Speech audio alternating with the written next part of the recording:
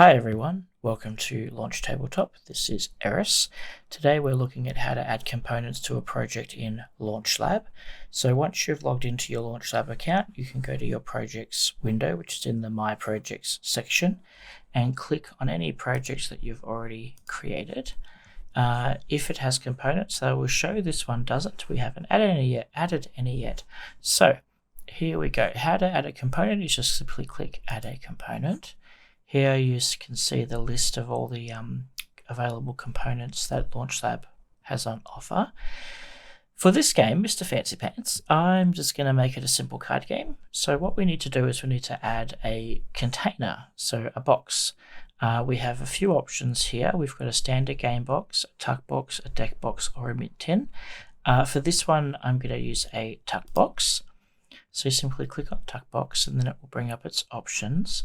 One thing to note is that you can customize the name of the item.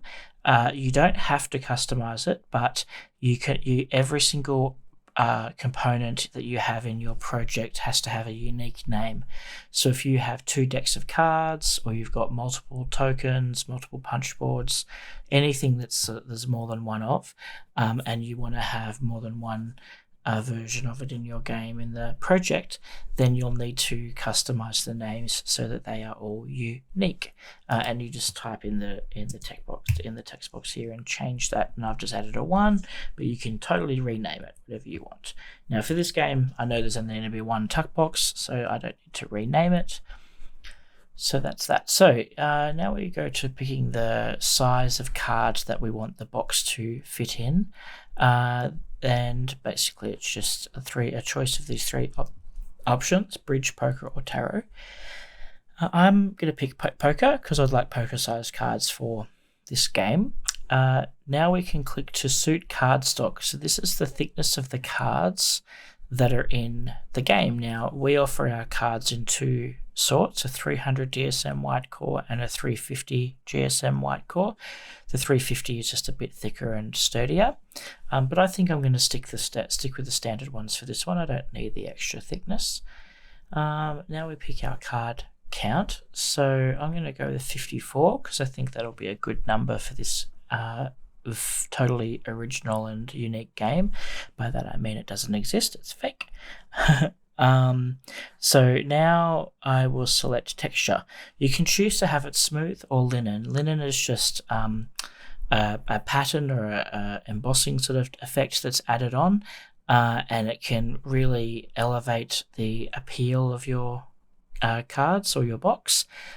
Sometimes it's exactly what's needed to make it feel right. Other times a smooth option is fine or is better for what you need. For this one, I'm going to make the box smooth because I don't think I need a linen box for this game. So then we can choose coating between matte and gloss, and this is just a protective coating that's placed over the card to both increase its visual appeal but also to just offer it a bit of protection. We have an option of matte or gloss. Gloss is your kind of very shiny surface. It will reflect lights and you'll see the glare a lot more, but its benefit is that it does help colors to be more crisp and sort of pop more. Matte will slightly soften colors and reduce the sort of contrast of them, but it has the benefit of not being as glary or reflective when lights are on it. So it's just up to you what one you feel is suitable for your game. I'm going to go with matte for this one. So now we click Add Component. And while it's thinking, it should pop up shortly. Here we go. So here is the component added. You can see some details about the component, and it's now generating a template. We'll get to templates in a future video. I want to add some more components though, so I'm going to add in some cards. And I don't need to rename them because I'm only having 1 deck. So I'm going to go with poker cards and that 300 GSM, which is what we picked moments ago for the box. Now we know it's 54 cards. I'm actually going to pick linen texture for these ones because I think linen playing cards are really lovely, and I like using them. So that's what we're going to do for that one. Now you will see that the linen effect or any other effects or anything in Launch Lab that costs a bit extra has this red icon with a $sign. That's just to remind you that it is a slightly higher cost option. So that's just all that is. So now I add this component.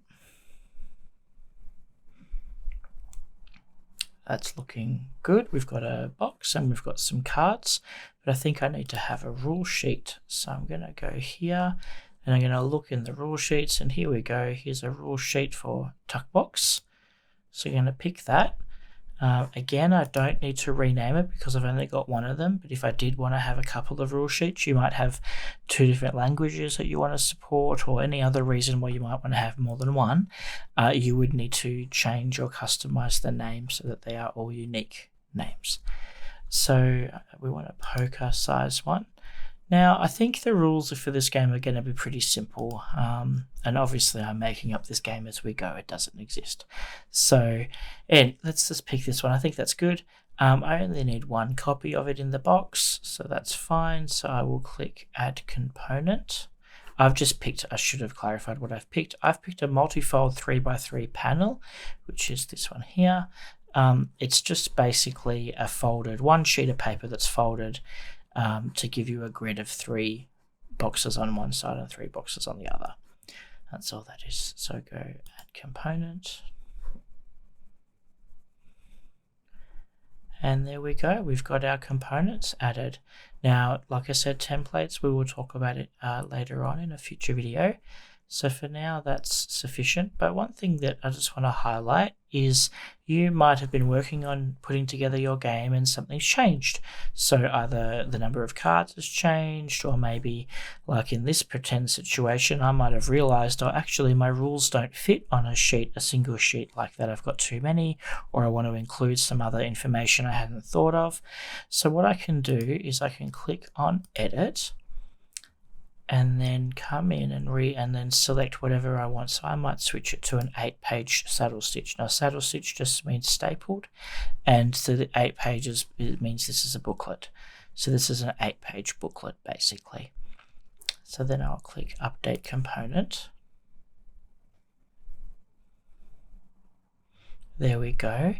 There is also a delete option if you have realized that maybe a component is no longer necessary. You were just experimenting with some different options, but then landed on one of them and not another. You can just press delete and that will delete it. So that is everything. Thank you for watching, and I look forward to seeing you next time.